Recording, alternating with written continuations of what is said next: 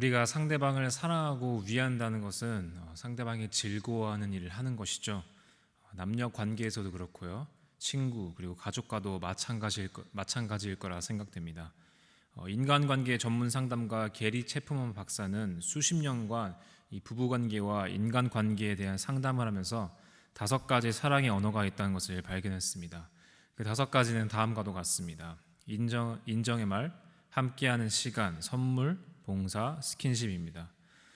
체프먼 박사는 상대방의 사랑의 언어를 알지 못한다면 아픔이나 상처를 주는 일이 발생한다고 주장했습니다. 그래서 지금 이 시간에도 많은 커플들과 부부들이 관계의 발전을 위해서 다양한 노력을 하고 있습니다. 하지만 상대방이 즐거워하는 것을 캐치하지 못하고 표현한다면 그 노력은 관계를 더욱 악화시키기도 합니다. 오늘 우리가 함께 나눈 말씀에도 중요한 관계가 등장하죠. 바로 하나님과 사울의 관계입니다. 성경은 하나님이 어떤 분이신지, 무엇을 기뻐하시고 무엇을 슬퍼하시는지를 잘 나타내고 있습니다. 그렇다면 성경을 통해 드러난 하나님의 사랑의 언어는 무엇일까요? 바로 순종입니다. 하나님께서는 다른 무엇보다 이스라엘의 순종을 즐거워하시고 기다리셨습니다. 하지만 오늘 말씀의 사울은 그릇된 순종으로 하나님 앞에 나아왔고 또 그 관계가 단절되는 일까지 일어났습니다. 우리는 사울의 잘못된 순종을 통해 2가지를 오늘 아침에 함께 알아보도록 하겠습니다. 첫 번째로 우리의 삶은 하나님의 선택으로 이루어졌다는 사실을 우리는 인정해야 됩니다. 사무엘상에서 사무엘 다음으로 하나님의 선택을 받은 사람은 바로 사울입니다. 이스라엘 백성들은 하나님을 왕으로 모시려고 하지 않고 인간 왕을 계속해서 요구했습니다. 이 사실에 하나님은 슬퍼하셨지만 그들을 이끌 왕을 직접 선택하시고 또 기름 부으셨습니다. 이 말은 사울이 잘 나서가 아니라 하나님이 택하신 사람으로서 전적으로 그분을 의지해야 된다는 사실을 암시하는 것입니다. 처음에 그는 겸손한 모습을 보였지만 빠르게 변해갔습니다. 13장에 3,000명의 군사로 블레셋을 무찌르던 그가 15장에서 21만 명이 넘는 군사를 거느리게 되었습니다. 군사의 수와 동시에 그의 마음에 커진 것은 무엇이었을까요? 바로 교만이었습니다. 에덴 동산에서부터 인간을 가장 비참하게 만드는 것은 바로 하나님의 영광을 나에게 돌리는 것입니다. 가장 작은 베냐민 지파에서 마들이 가족을 뽑으시고 기스의 아들 사울을 왕으로 선택하신 이는 누구십니까? 바로 여호와 하나님입니다. 하나님의 공로를 나의 것으로 가르치는 것만큼 교만한 모습은 없습니다.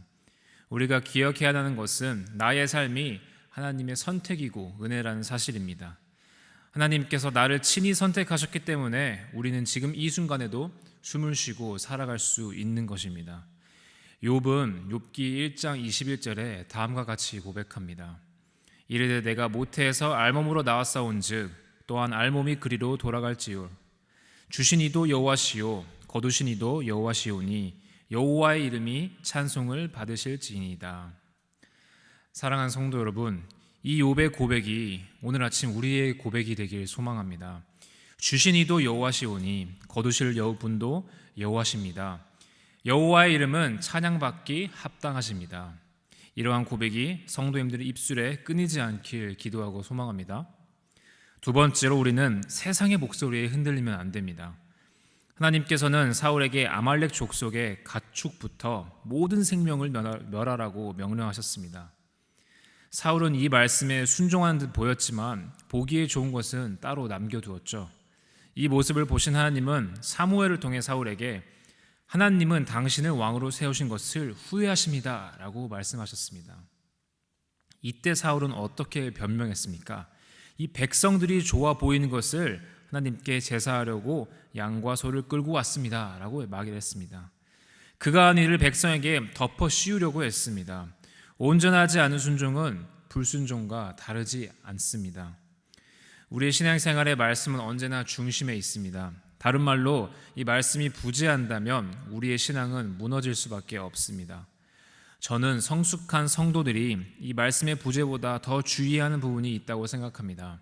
그것은 바로 자신의 사상을 이 말씀 속으로 집어넣으려는 모습입니다. 이렇게 하면 하나님께서 좋아하시겠지. 이렇게 하면 하나님께서 즐거워하실 거야. 이와 같은 말이 성숙한 신앙인들에게 자리 잡기 시작할 때가 너무나도 많죠. 지금도 세상은 끊임없이 우리의 생각이 옳다고 유혹합니다. 나의 주관을 하나님의 말씀에 대입시키는 것이 괜찮다고 말합니다. 사울도 마찬가지였습니다. 하나님께서는 모든 것을 멸하라고 하셨지만 사울은 백성들의 생각에 따라 좋은 것을 하나님께 드리는 것이 하나님의 말씀보다 옳다고 주장했습니다. 이 얼마나 교만한 모습입니까? 사무엘을 통해 하나님의 말씀을 들은 사울은 곧바로 회개하려 했습니다. 하지만 그는 여전히 백성들을 두려워했죠. 30절에 사울은 어떻게 회개했습니까? 내가 범죄하였을지라도 이제 청하옵나오니 내 백성의 장로들 앞과 이스라엘 앞에서 나를 높이사 나와 함께 돌아가서 내가 당신의 하나님 여호와께 경배하게 하소서. 여기서 백성과 하나님 앞에 무엇이 붙는지 우리가 주목해서 볼 필요가 있습니다. 사울이 백성을 부를 때는 뭐라고 부르고 있습니까? 내 백성이라고 부르고 있습니다. 하지만 살아계신 하나님을 부를 때는 뭐라고 부르고 있죠? 바로 당신의 하나님 여호와라고 말하고 있습니다.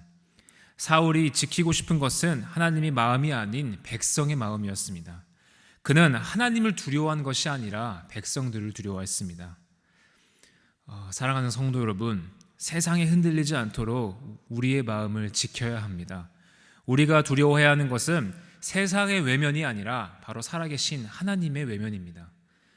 여러 번의 기회 끝에 하나님은 사울을 외면하셨습니다. 사무엘이 가려고 돌아설 때 사울이 그의 옷자락을 붙잡았고 그 옷자락 끝은 찢어져 버렸습니다. 우리가 계속해서 하나님의 은혜를 잊고 세상을 따라간다면 우리는 어떻게 됩니까? 사무엘의 옷이 찢겨나간 것처럼 우리도 하나님의 나라로부터 떨어져 나갈 수밖에 없습니다.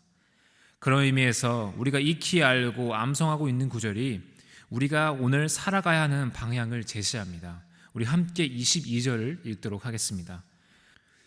사무엘이 이르되 여호와께서 번제와 다른 제사를 그의 목소리를 청종하는 것을 좋아하심같이 좋아하시겠나이까. 순종이 제사보다 낫고 듣는 것이 순양의 기름보다 나으니.